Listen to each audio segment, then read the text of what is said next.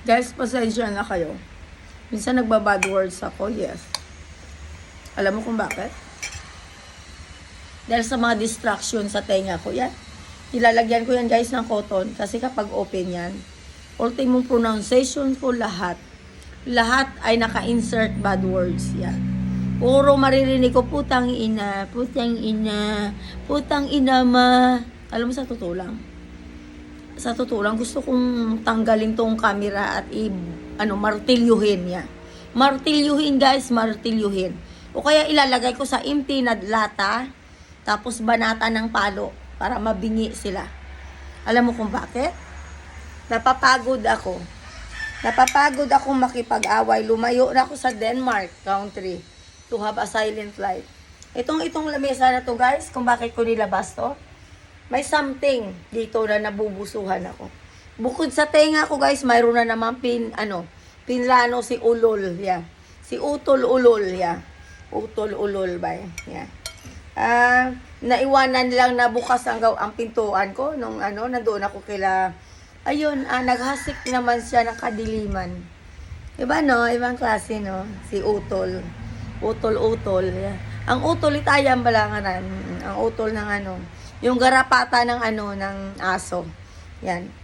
At hindi ko akalain na ang garapata ng aso ay kumikilos pala para magkapera. Ayun. At yun guys, ang aking pinadala nung 2023, wala daw laman ng account. So I cannot blame bangko. Yeah.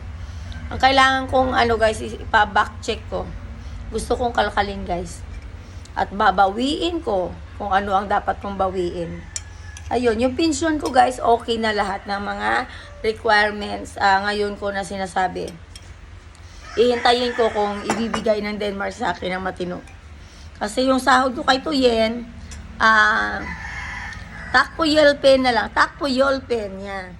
Takpo yolpen. Yeah, yolpet. Ipet. Naipit ang sahod ko guys, yeah. Naipit dahil sa kadimunyuhan ng Denmark.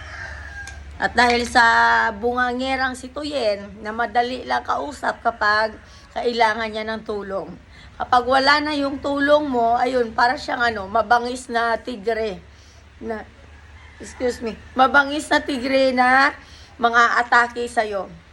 Pag kailangan niya, taksil. Thank you, sweet.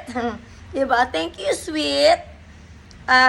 War later, naiintindihan ko na ngayon guys kung bakit marami siyang kaaway na family niya. Bakit? Dahil ang ugali niya ay tululot sigbin niya. At proud na proud sumigaw sa'yo. Bye guys, saglit lang.